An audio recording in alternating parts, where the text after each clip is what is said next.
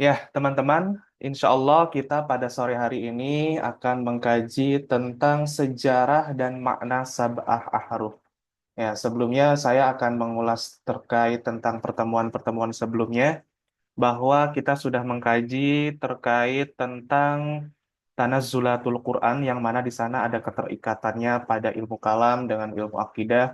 Lalu kemudian selanjutnya kita juga membahas terkait tentang Asbabun Nuzul, yang mana juga keterikatan kajiannya ada pada banyak keilmuan ya. Salah satunya adalah usul fikih ya, karena di sana ada konsep nantinya pengambilan hukum terhadap ayat-ayat di dalam Al-Quran. Lalu kemudian insya Allah pada sore hari ini kita akan mengkaji terkait tentang sab'ah ahruf. Nah, teman-teman mungkin sudah tidak asing lagi ya kajian tentang sab'ah ahruf, tetapi saya tidak akan ada pengulangan di kajian-kajian pemula. Di sini saya akan fokus kepada pendalaman materi dan terkait tentang apa saja sih yang ada dalam kajian sab'ah ahruf ini di eh, kajian-kajian yang sifatnya ini mendalam, lebih mendalam daripada kajian-kajian tingkat pemula. Nah, terkait tentang sab'ah ahruf ini, kita juga akan menemukan kaitannya itu dengan keilmuan lain. Ya, di dalam keilmuan Al-Quran, sab'ah ahruf ini kita akan temukan keterikatannya itu dengan kajian kodifikasi, baik dari era Nabi Muhammad, lalu kemudian dari era Abu Bakar dan Umar, lalu kemudian era Utsman bin Affan, itu sangat erat kaitannya kajian kodifikasi tersebut dengan kajian sab'ah ahruf. Lalu kemudian kita juga akan menemukan kaitannya dengan Rosem Usmani. Insya Allah Rosem Usmani ini nanti akan saya akhirkan, saya ulas di pertemuan terakhir insya Allah. Lalu kemudian yang perlu diperhatikan bahwa kajian Sab'ah Aruf ini tidak hanya menjadi atensi dari kalangan Muslim saja, tetapi kajian Sab'ah Aruf ini juga menarik atensi dan perhatian dari kalangan outsider atau dari kalangan orientalis, lalu kemudian sarjana barat, itu mereka juga meneliti terkait tentang Sab'ah Aruf. Nah, tapi saya hari ini tidak akan membahas panjang lebar terkait pandangan-pandangan mereka ya. Saya akan fokus terhadap pandangan dari ulama Muslim, terkhusus kepada ulama tradisionalis. Karena apa? Karena saya ingin menekankan pendalaman kepada teman-teman semuanya terkait Sab'ah Aruf ini ditinjau dari segala aspek, termasuk nanti saya akan mengkaji dari aspek historis, lalu kemudian dari aspek riwayat, dan dari aspek lainnya. Nah, selanjutnya saya ingin menegaskan juga bahwa penyebab terjadi adanya banyak pandangan ya. Kalau kita melihat Al-Itqan fi Ulumul Quran tentang Sab'ah Ahruf ini, sedikitnya itu ada 45 pandangan dari para sarjana ya, atau para ulama kalangan pertengahan lalu kalangan modern gitu.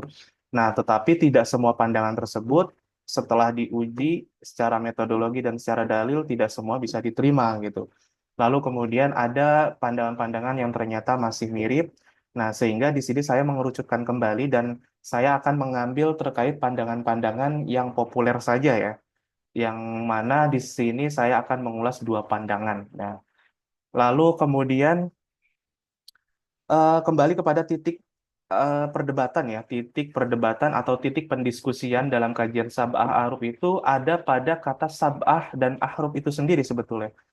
Karena apa? Karena sab'ah ahruf ini adalah proses penurunan yang sifatnya itu ghaibiyat, yang mana kita tahu bahwa sifat ghaibiyat ini tidak bisa dibuktikan kecuali dengan dalil-dalil mutawatir dan dalil-dalil sahih. Nah, adanya dalil mutawatir ini hanya mengulas terkait tentang penurunan saja, karena di sana ada beberapa tokoh dari orientalis yang mengatakan bahwa sebetulnya eksistensi dari Sab'ah Aruf itu sebetulnya tidak pernah diturunkan kepada Nabi Muhammad SAW.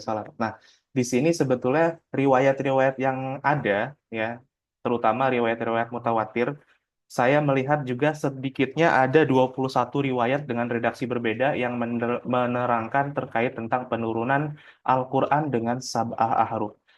Nah, ini juga sebagai bukti bantahan terhadap orang orientalis yang mengatakan bahwa sab'ah ahruf itu tidak pernah ada. Nah, di sini kita membuktikan dengan dalil mutawatir. Sayangnya, ketika kita membahas tentang dalil mutawatir berkenaan dengan sab'ah ahruf, kita tidak akan menemukan satu riwayat pun yang secara lugas menyebutkan bahwa makna sab'ah dan makna ahruf itu tuh sebetulnya apa. Itu tidak ada. Hanya menjelaskan terkait tentang penurunannya saja gitu. Nah, sehingga dari sinilah ulama eh, kemudian berijtihad mengenai makna sab'ah dan makna ahruf itu seperti apa yang dimaksud. Nah, bahkan Rasulullah SAW itu sendiri tidak menjelaskan. Nah, saya melihat bahwa kenapa ketiadaan penjelasan dari Rasulullah bisa jadi pada saat itu ketika disebutkan sab'ah ahruf sudah familiar di kalangan para sahabat maksudnya itu seperti apa. Nah, ketika kita berbicara tentang riwayat, ya, tadi sudah saya sebutkan sedikitnya ada 21 hadis, namun di sini saya menghadirkan hanya 3 hadis atau 3 riwayat di dalam modul, tapi di PPT saya hanya menyantumkan 2. Yang mana di sana kita bisa melihat dari riwayat Sahih Bukhari dan Sahih Muslim, hadisnya itu muttafaqun alaih, tidak ada keraguan di dalamnya ya. Insya Allah ini mutawatir dan sahih sekaligus. Nah, di sana kita bisa melihat bahwa Rasulullah itu pernah meminta kepada malaikat Jibril. Ketika beliau itu menerima wahyu, itu sering meminta kepada malaikat Jibril. Rasulullah mengatakan bahwa Jibril tambahkan untuk saya, ya, untuk umatku beberapa huruf lagi dalam penurunan Al-Quran. Nah, ini permintaan Rasulullah kepada malaikat Jibril itu berkali-kali beliau pinta gitu, sampai akhirnya faroja'tuhu falam azal astaziduhu, saya tidak berhenti dan terus-menerus meminta kepada Jibril fayaziduni hatta intaha ila sab'ati ahruf. Nah, sampai akhirnya malaikat Jibril menurunkan ya dari Allah Subhanahu wa taala melalui malaikat Jibril menurunkan Al-Quran itu dengan 7 ahruf. Nah, lalu kemudian ada redaksi tambahan dari Ibnu Syihab yang mana Rasulullah Shallallahu Alaihi Wasallam itu menjelaskan bahwa sab'ah ahruf ini tidak merubah hukum. Nah, di sini menjadi poin penting ya, tidak merubah hukum. Nah, lalu kemudian sab'ah ahruf ini juga meskipun berbeda, namun memiliki satu makna atau satu tujuan yang mana satu tujuan itu ya tidak merubah halal dan haram, itu tidak merubah hukum gitu ya. Lalu kemudian teman-teman juga mungkin sudah mendengar ya, sering kali mendengar bahwa di sana juga ada riwayat tentang perdebatan antara Umar bin Khattab dengan Hisham ibnu Hikam ya atau Hakim gitu ya. Yang mana waktu itu Umar bin Khattab mendengar Hisham ini membaca Al-Quran, surah Al-Furqan itu berbeda dengan apa yang Umar bin Khattab dapati dari Rasulullah SAW. Nah, Umar bin Khattab ini kan orangnya peka sekali gitu ya. Langsung menegur Hisham, lalu kemudian menanyakan dari mana kamu dapat bacaan seperti ini. Nah, lalu kemudian Hisham menjawab dari Rasulullah. Nah, dibantah sama Umar, kamu bohong. Akhirnya mereka berdua datang kepada Rasulullah SAW mengadu kepada Rasulullah dan menjelaskan apa yang terjadi. Lalu Rasulullah meminta Hisham membacakan surah tersebut. Lalu kemudian Umar bin Khattab juga membacakan surah tersebut. Lalu Rasulullah justru membenarkan keduanya. Nah, gitu. Lalu kemudian Rasulullah mengatakan, "Hakadza unzilat innal Qur'an unzila ala sab'ati ahruf." Ya, beginilah Al-Qur'an diturunkan, kata Rasulullah. Al-Qur'an diturunkan dengan 7 huruf gitu. Nah, betul-betul tidak ada penjelasan terkait tentang makna sab'ah ahruf itu yang saya dapati ya, bahkan ini sering disebut oleh sarjana-sarjana ulama-ulama kita, memang tidak ada penjelasan lugas dari Rasulullah Shallallahu Alaihi Wasallam. Lalu kemudian hadis yang ketiga yang menurut saya menjadi penting adalah hadis dari Ubay bin Ka'ab yang mengatakan bahwa Rasulullah itu pernah bertemu dengan malaikat Jibril di sebuah tempat yang bernama Ahjarul Maro. Nah, Ahjarul Maro ini nanti menjadi titik balik bagaimana kemudian kecenderungan para ulama itu dalam menafsirkan atau dalam memaknai sab'ah ahruf itu sendiri gitu ya. Lalu kemudian Rasulullah itu berkata kepada malaikat Jibril, "Wahai Jibril, inni bu'ithu ila ummatin ummiyin." Wahai Jibril, saya ini adalah seorang rasul yang diturunkan kepada umat yang tidak bisa membaca.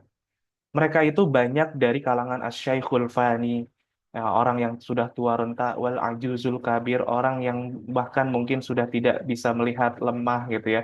orang yang sudah jompo gitu, wal gulam, dan orang-orang dari kalangan anak muda dan masih kecil-kecil.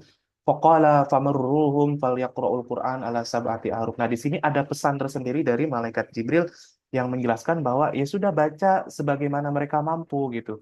Karena Al-Quran itu sudah diturunkan dengan 7 huruf. Nah, begitu ya, teman-teman. Ini merupakan sebuah dalil yang membuktikan bahwa eh sab'ah ahruf itu betul-betul terjadi dan betul-betul diturunkan kepada Rasulullah Shallallahu Alaihi Wasallam. Nah, dari beberapa hadis yang telah saya sebutkan, di sana kita juga bisa melihat bahwa ada beberapa poin penting yang bisa kita ambil dari riwayat-riwayat tersebut. Yang pertama, tujuan dari diturunkannya sab'ah aruf itu sebetulnya sebagai solusi kepada umat Nabi Muhammad. Yang mana tadi disebutkan kan Nabi Muhammad itu diutus kepada orang-orang yang tidak mampu membaca atau buta aksara. Nah, adanya sab'ah aruf itu ya untuk memudahkan mereka gitu.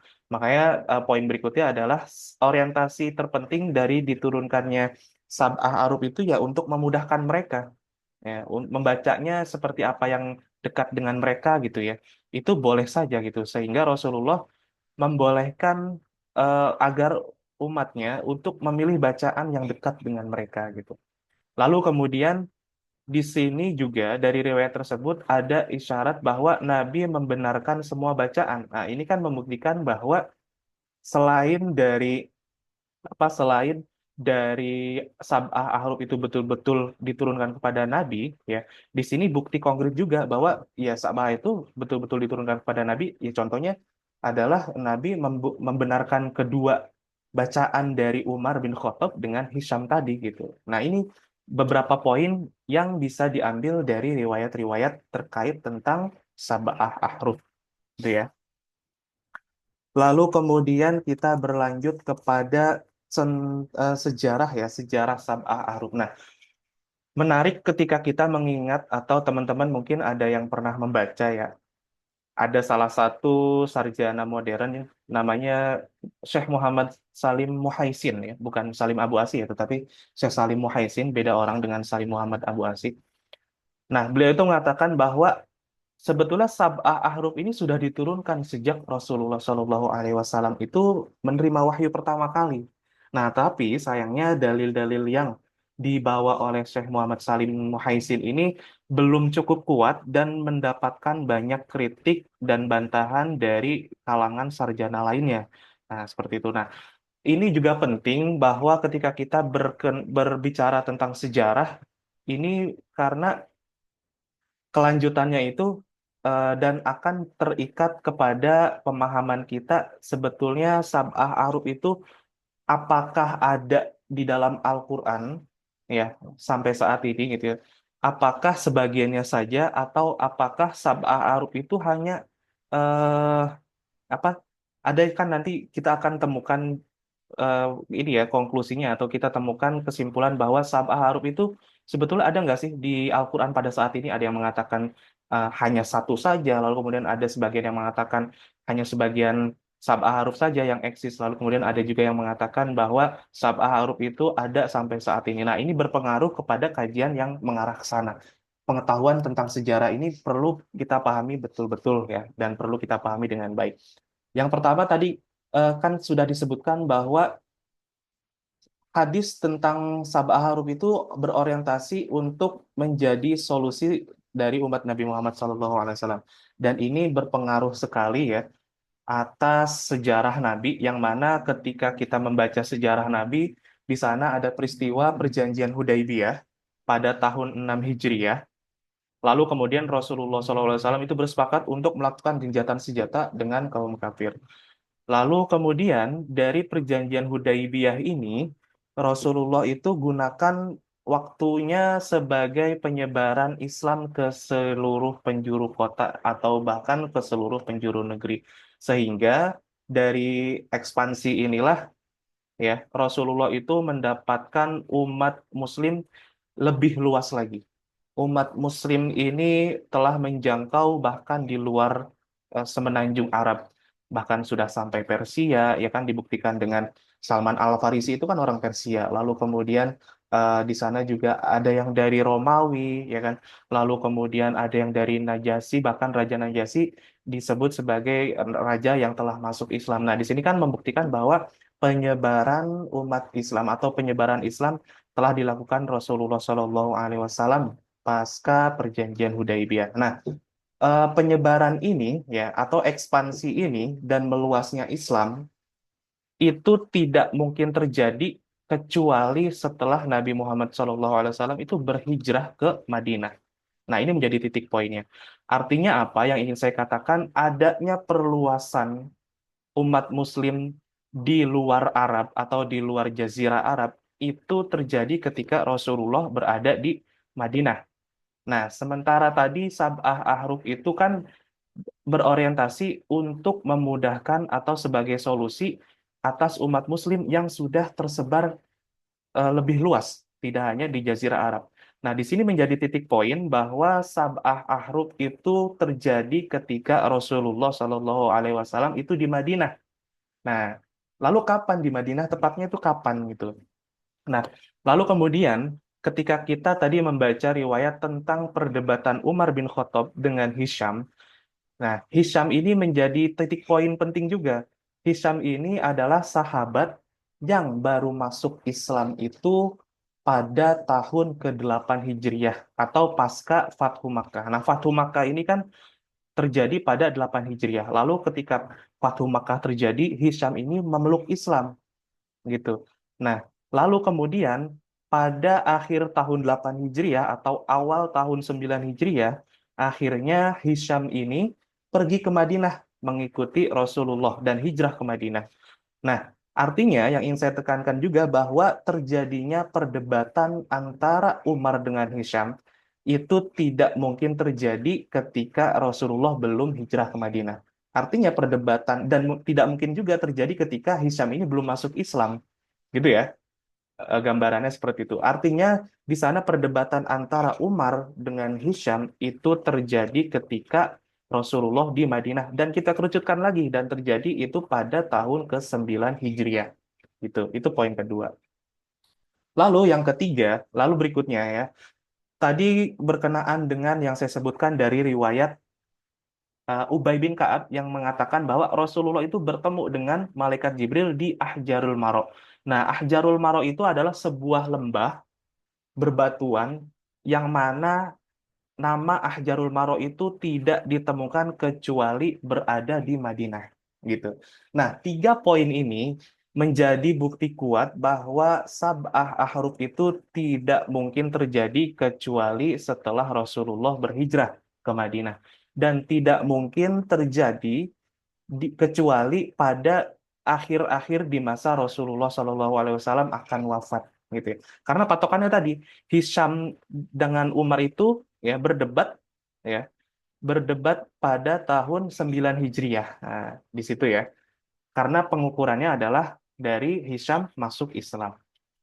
Nah, di sini saya akan membuatkan sketsa untuk teman-teman bisa lebih mudah menangkap ya bahwa sebetulnya ketika kita berbicara tentang Sab'ah Arub itu ya sebetulnya dimulai dari ekspansi dari Rasulullah itu sendiri untuk menyebarkan Islam.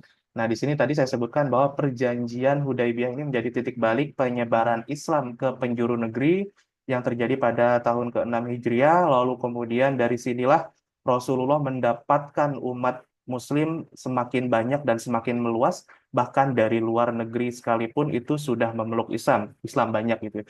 Nah, makanya Rasulullah itu mengatakan dari umatnya itu ada yang masuk Islam itu tetapi tidak familiar dengan bahasa Arab atau tidak familiar dengan bahasa Quraisy. Nah, itu termasuk ke dalam problem ya, problem yang terjadi pada waktu itu ya. Lalu kemudian Rasulullah akhirnya meminta kepada malaikat Jibril.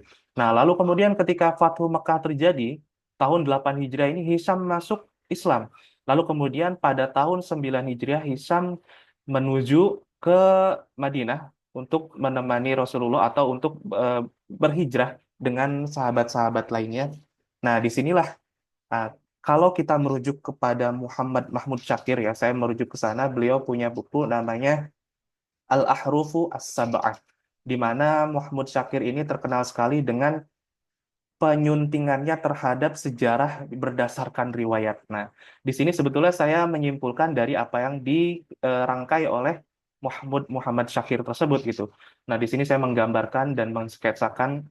Nah, ada kemungkinan ya perdebatan Umar dan Hisham ini terjadi antara awal tahun 9 Hijriah sampai mendekati Rasulullah Shallallahu Alaihi Wasallam wafat gitu. Nah, berarti dengan demikian ya Sab'ah Ahruf ini ya itu hanya berjarak 2 tahun saja, 2 tahun dari Rasulullah Shallallahu Alaihi Wasallam itu wafat, dari 8 Hijriah sampai kepada 10 Hijriah di antara ini gitu. Nah, yang ingin saya tegaskan bahwa di sini terkait tentang sejarah Sab'ah Ahruf itu hanya berlangsung 2 tahun di akhir kehidupan Rasulullah SAW. Yang mana ini juga menjadi bukti bahwa pertama Rasulullah itu menerima Sab'ah Ahruf itu hanya di Madinah gitu, tidak dari pertama kali menerima wahyu itu yang pertama. Lalu kemudian dengan adanya 2 tahun penurunan tersebut, artinya kalau misalnya kita menghitung secara urutan wahyu diturunkan 23 tahun, 10 tahun, 13 tahun di Mekah, lalu kemudian 10 tahun di Madinah, hanya 2 tahun yang diturunkan dengan Sab'ah Ahruf. Artinya di sana sedikit sekali ayat-ayat yang diturunkan dengan Sab'ah Ahruf. Nah, ini yang ingin saya sampaikan. Lalu kemudian nanti juga saya akan menyebutkan pandangan dari beberapa ulama yang mengatakan ketika turunnya Sab'ah Ahruf itu tidak artinya turun ayat langsung 7 huruf. Itu tidak seperti itu gitu ya.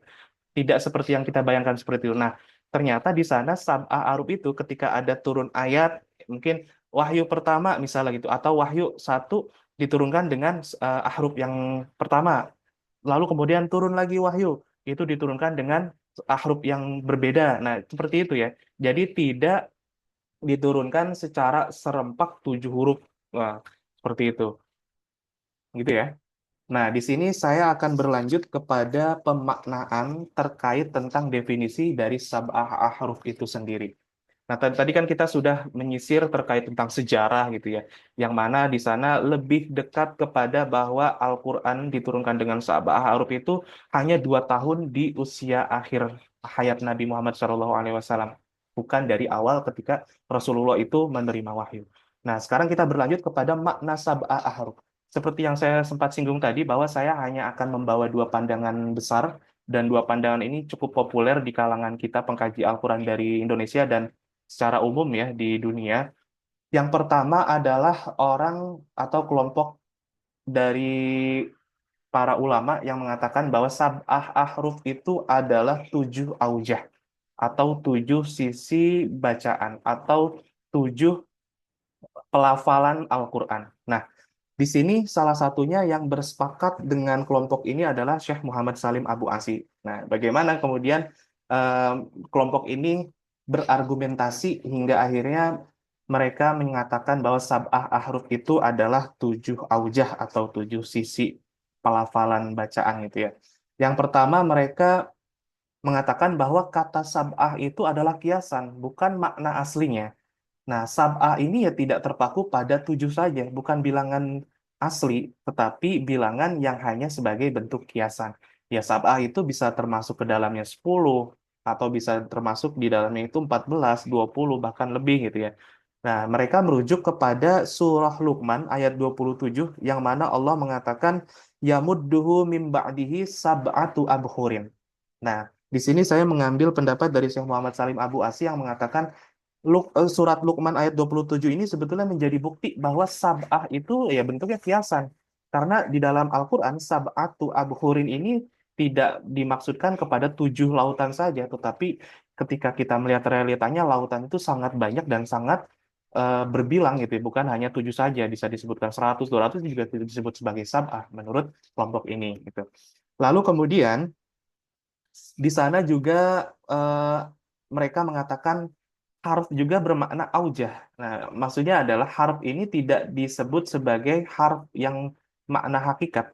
Nah, di sana mereka mengambil makna yang disebut sebagai makna kiasan atau disebut sebagai aujah.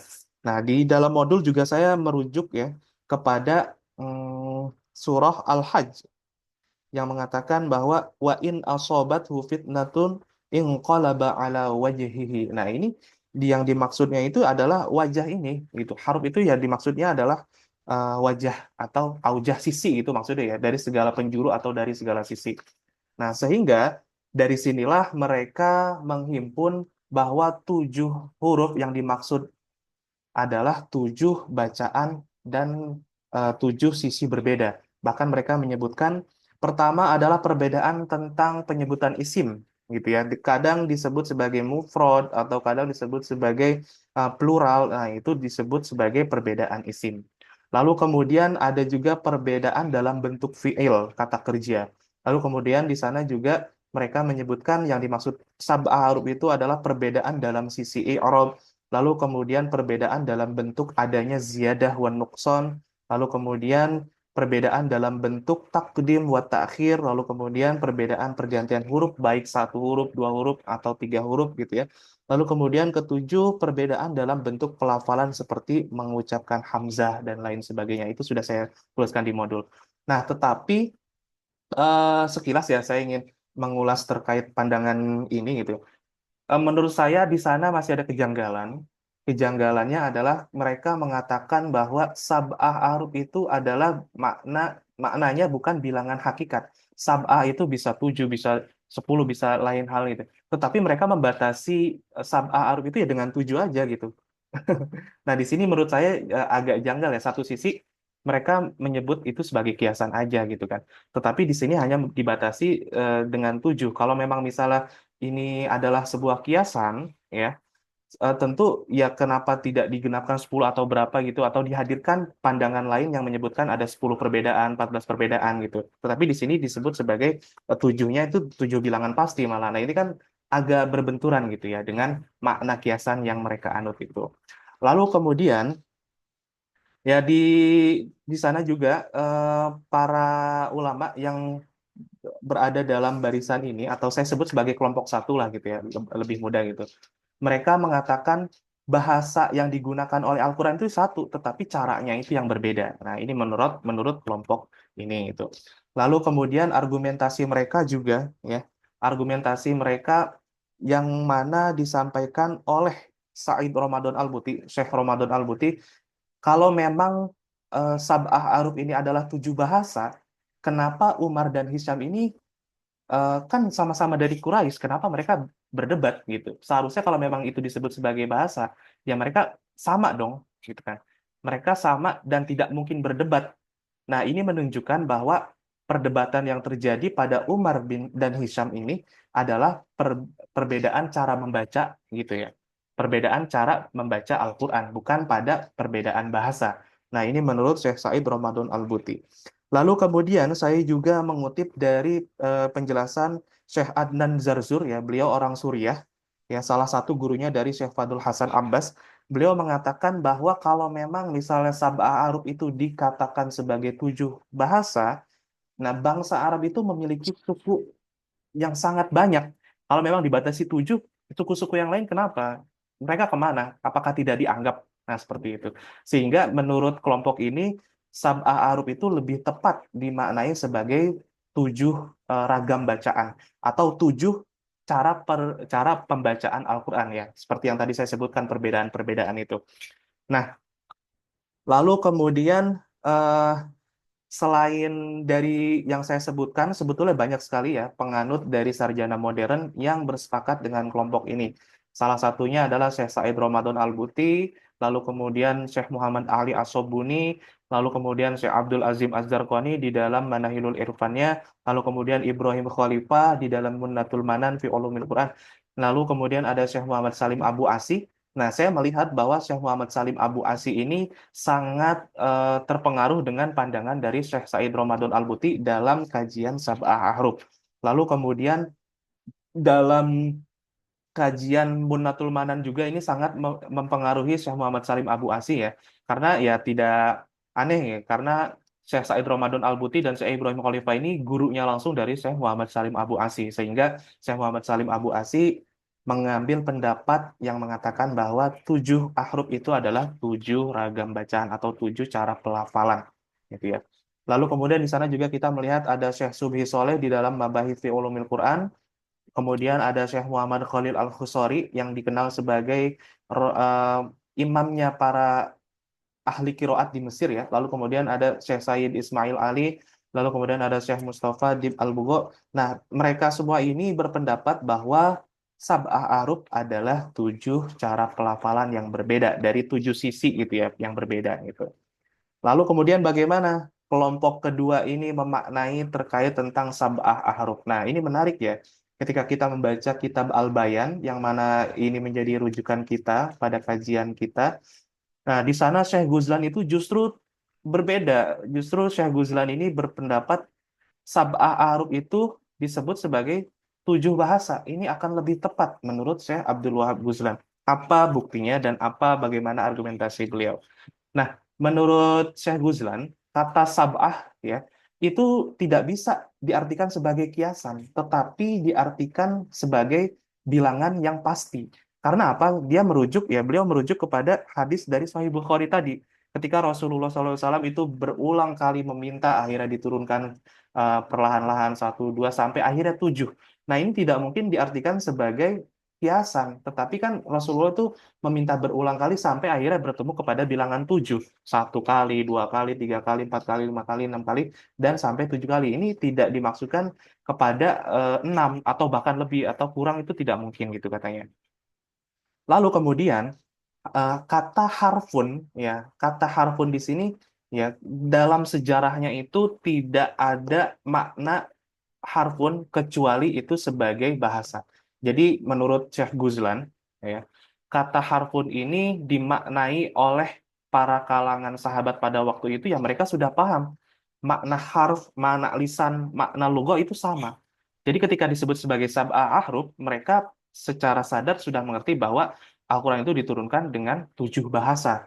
Nah, lalu kemudian ya menurut Syekh Guzlan juga bahwa salah satu dari tujuan diturunkannya sab'ah ahruf itu kan ciri khasnya itu tidak merubah makna gitu, tidak merubah makna, lalu kemudian tidak merubah hukum.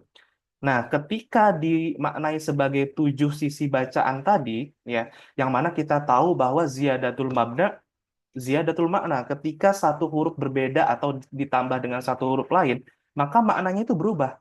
Nah, ini tidak bisa diartikan sebagai sab'ah ahruf. Nah, berbeda dengan bahasa. Bahasa ini mungkin berbeda, ya, tetapi ketika ada satu makna, itu bisa jadi dan itu sangat mungkin.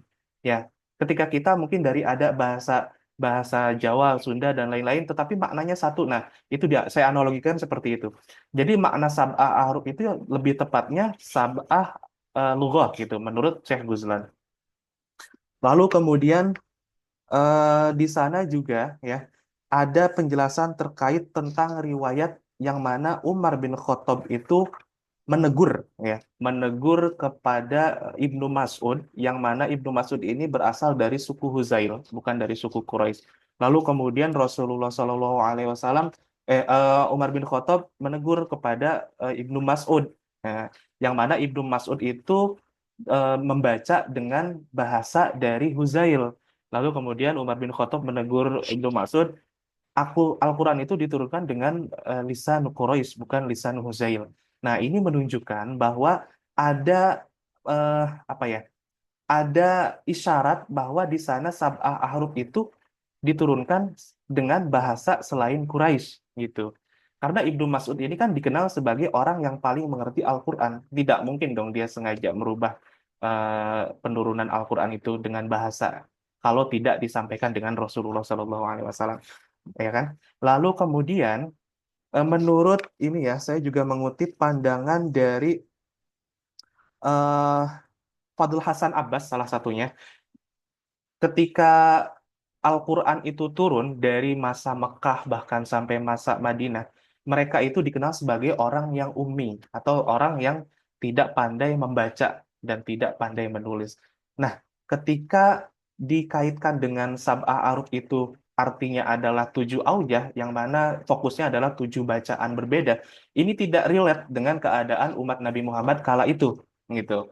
Nah, ini tidak relate Tetapi yang lebih relate dan lebih relevan itu ketika sab'ah ahruf, karena umat Nabi Muhammad itu datang dari suku mana saja, lalu kemudian datang dari berbagai negara, datang dari berbagai macam suku bangsa. Nah, ini menurut Abdullah Guzlan dan orang yang setuju dengannya, ini keadaan tersebut lebih relate ya dengan pemaknaan sab'ah ahruf itu sebagai sab'ah lughat gitu ya. Bahkan ya di sini juga saya menyebutkan yang mengambil dari beberapa pendapat dari kelompok kedua, bisa dibuktikan bahwa sab'ah lugot ya yang merupakan arti dari sab'ah aruf itu bisa dilihat di dalam Al-Qur'an itu masih eksis. Ketika kita menyebut ya kata atau ayat di dalam Al-Qur'an itu wa fakihata wa abba. Nah, kata abba ini itu bukan bahasa Quraisy tetapi bahasa selain Quraisy. Nah, bahkan ketika waktu itu orang-orang bertanya, orang Quraisy tidak tidak mengetahui bahwa karena itu bukan bahasa Quraisy, maka mereka bertanya-tanya gitu kan. Lalu kemudian bertanya kepada Abdullah ibnu Abbas ya. Lalu kemudian Ibnu Abbas itu menjelaskan bahwa Abba ini maksudnya ini adalah ini. Lalu kemudian di sana juga kita akan menemukan kata fatiris samawati. Nah, kata fatir ini bukan bahasa Quraisy gitu, tetapi bahasa selain Quraisy. Sehingga kelompok kedua ini lebih cenderung pemaknaan sab'ah aruf itu kepada sab'ah lughat atau tujuh bahasa gitu ya. Bahkan Manaul Koton yang berada pada barisan kelompok kedua ini mengatakan tujuh bahasa ini dipilih dari suku-suku yang memiliki bahasa itu tingkat kefasihan bahasanya itu paling tinggi. Nah, di sana Manaul Koton itu menyebut Quraisy itu berada pada tingkat level bahasa tertinggi ya. Lalu kemudian di sana juga ada Huzail, lalu kemudian ada Sakib, lalu kemudian ada Hawazin. Nah, ini juga sebagai jawaban terhadap tadi Abdullah Syahatah yang mengatakan di Arab itu banyak sekali suku. Nah, kalau misalnya dibatasi kepada tujuh bahasa, suku yang lain kemana? Nah, ini dijawab oleh Manaul Koton bahwa tujuh suku itu bukan berarti menafikan tujuh bahasa yang lain, tetapi dipilih dari tujuh bahasa yang memiliki bahasa paling fasih gitu. Nah, di sini menarik ya.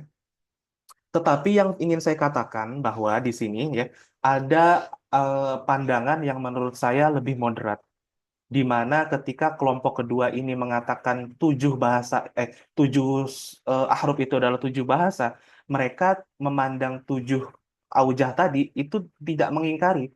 Mereka tidak mengingkari, tetapi mereka menempatkan tujuh aujah ini adalah sebuah kaifiyatun nutqi atau cara membacanya.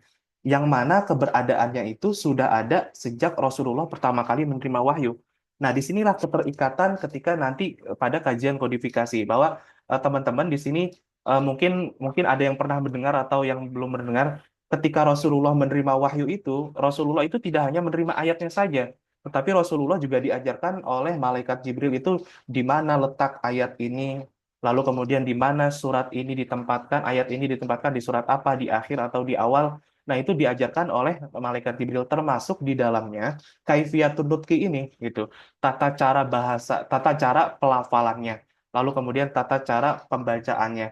Nah, ini disebutkan oleh malaikat Jibril. Nah, sehingga sebetulnya ketika dimaknai sebagai tujuh aujah tadi, ini tidak relevan. Karena apa? Karena eh, eksistensi dari tujuh auja ini sudah ada sejak awal penurunan Al-Quran. Sementara Sab'ah Aruf itu kan eksistensinya ada pada 2 tahun di masa Rasulullah hidup, di akhir masa beliau hidup gitu ya.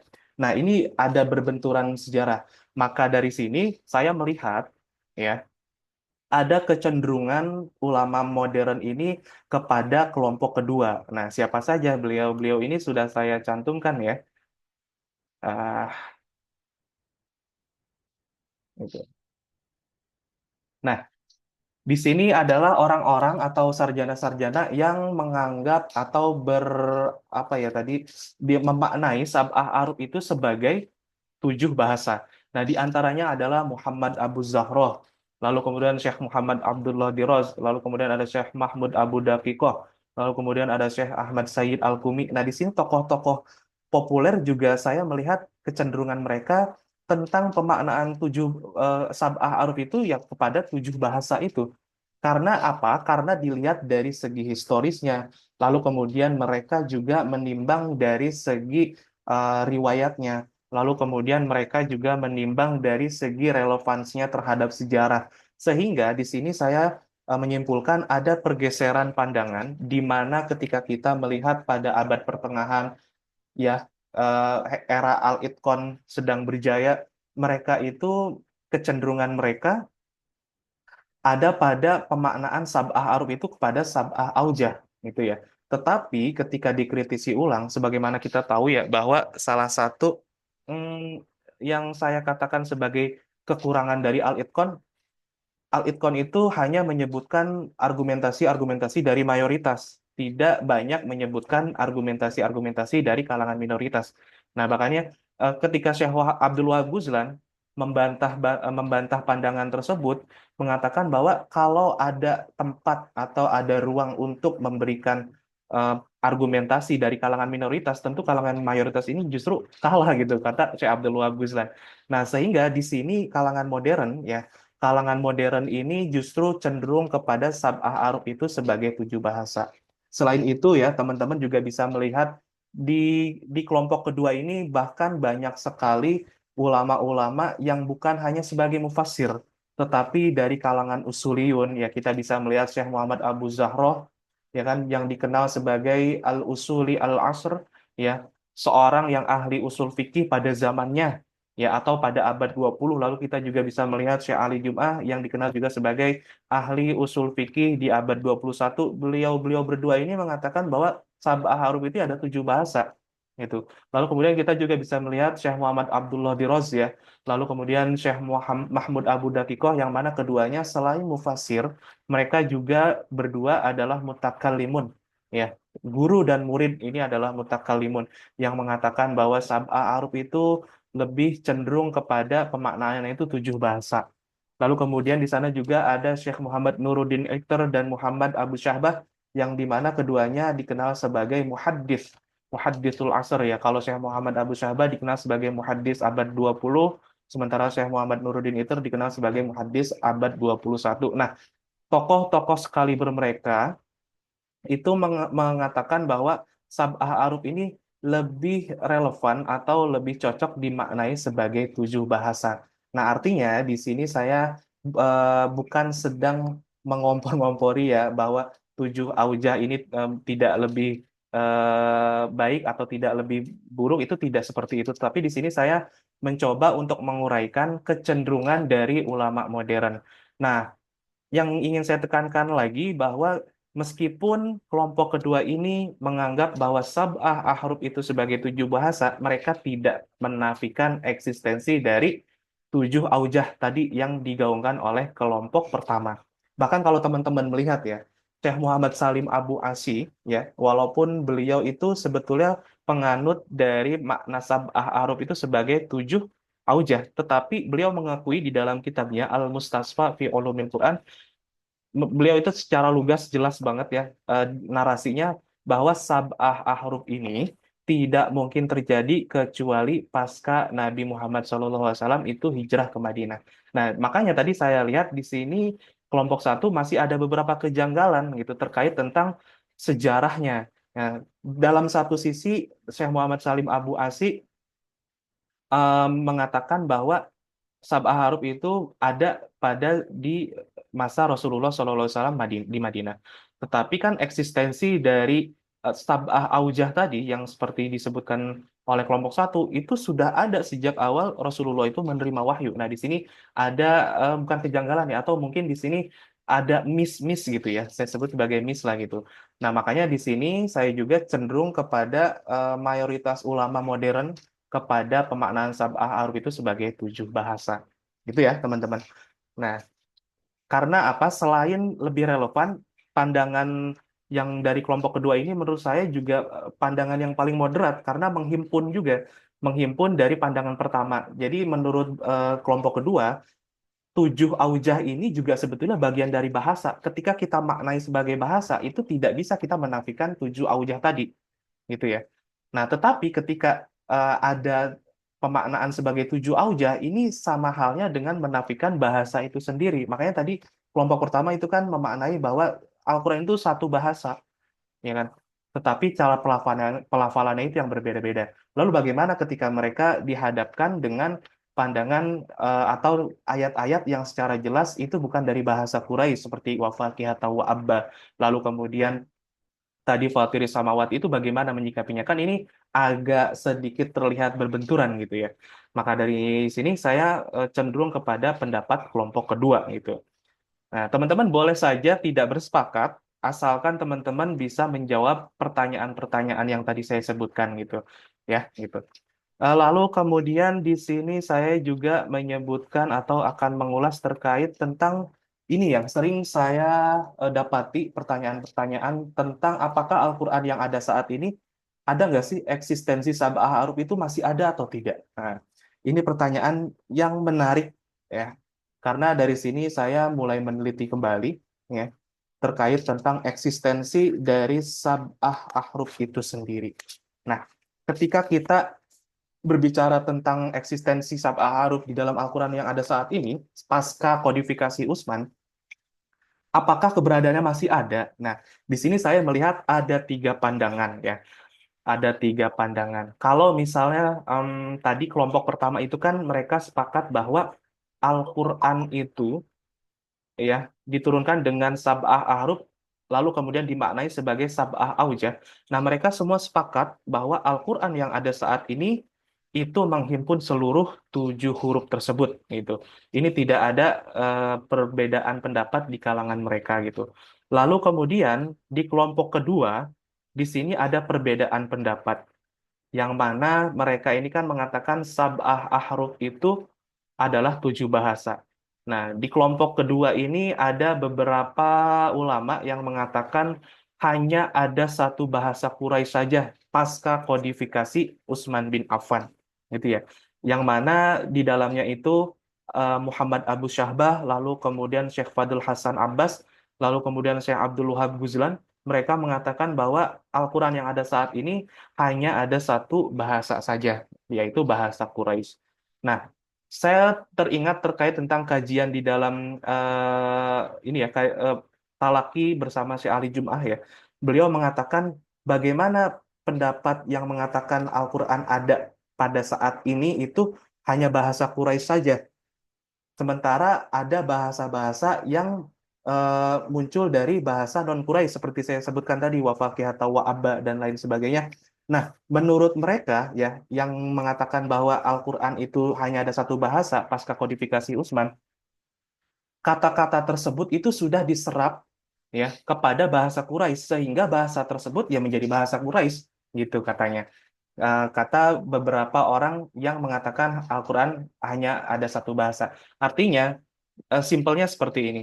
Bahasa-bahasa non-Quraisy ya, ketika pasca kodifikasi Utsman itu sudah menjadi bahasa Quraisy, penyerapan, bahasa serapan gitu ya. Bahasa serapan. Seperti mungkin analoginya seperti ini saya mengatakan ketika kata terjemah. Terjemah ini kan asli bahasanya itu kan bahasa Arab. Tetapi ketika sudah terserap ke bahasa Indonesia, terjemah ya. Kata terjemah itu ya bahasa Indonesia, bukan lagi bahasa Arab. Nah, seperti itu kurang lebihnya. Lalu kemudian di antara kelompok kedua juga ada yang mengatakan bahwa di dalam Al-Quran yang ada saat ini ada sebagian bahasa selain bahasa Quraisy gitu. Tetapi tidak tujuh-tujuhnya ada gitu. Lalu kemudian ada juga kelompok ketiga yang mengatakan bahwa seluruh Al-Quran yang ada saat ini menghimpun semua bahasa yang 7. Nah, ini merupakan pandangan dari Syekh Ali Jum'ah, kemudian diulas juga oleh Syekh Muhammad Abdullah Diros di dalam kitabnya Hisodul Qolam. Beliau secara tegas mengatakan Al-Quran yang ada saat ini menghimpun seluruh bahasa yang diturunkan kepada Nabi Muhammad SAW. Nah, mana buktinya? Nah, di sini saya menemukan ada beberapa ya, ada saya hanya menampilkan beberapa saja gitu ya. Teman-teman mungkin nanti bisa menjadi pemantik teman-teman untuk meneliti lebih lanjut. Nah, di sana ada kata alal aroiki. Nah, kata al aroiku itu ya, ketika dimasukkan kata jar itu alal aroiki. Nah, ini bukan bahasa Quraisy, tetapi bahasa dari Yaman. Lalu kemudian ada kata kalla la wazar. Ini bukan bahasa Quraisy, tetapi ini adalah bahasa dari Yaman. Lalu kemudian di sana juga ada kata murogoma. Murogoma ini bahasa Huzail gitu. Lalu kemudian di sana juga ada kata afalam yai'as. Nah, kata yai'as ini bukan bahasa Quraisy, tetapi bahasa Hawazin. Gitu ya, teman-teman. Nah, ini mungkin kajian seputar sab'ah ahruf ini saya cukupkan. Tentu banyak sekali ketika kita berbicara tentang sab'ah ahruf ya. Apalagi tadi kalau misalnya kita mengulas tentang maknanya saja itu lebih dari 45 makna. Nah, di sini saya hanya menampilkan dua saja dan itu pun saya tidak ulas secara komprehensif ya, karena menyingkat waktu juga tentunya. Dan eh, karena memang dan ini juga disebutkan sebagai apa dua pandangan saja, itu luasnya itu banyak sekali gitu pandangan-pandangannya. Ini belum saya tampilkan terkait tentang bantahan-bantahan terhadap kelompok satu dengan kelompok dua itu sebetulnya banyak sekali ya. Nah, mungkin sedikit lebih lengkap teman-teman bisa baca di modul. Nah, itu sudah saya lengkapi sedikit lebih lengkap lah gitu. Kalau mau baca langsung itu teman-teman bisa merujuk kepada eh ini apa footnote-footnote yang saya tampilkan di modul tersebut gitu ya. Oke, baik. Kajian kita tentang Sabah Haruf saya akhiri di sini. Selanjutnya kita akan lakukan sesi tanya jawab seperti biasa. Oke.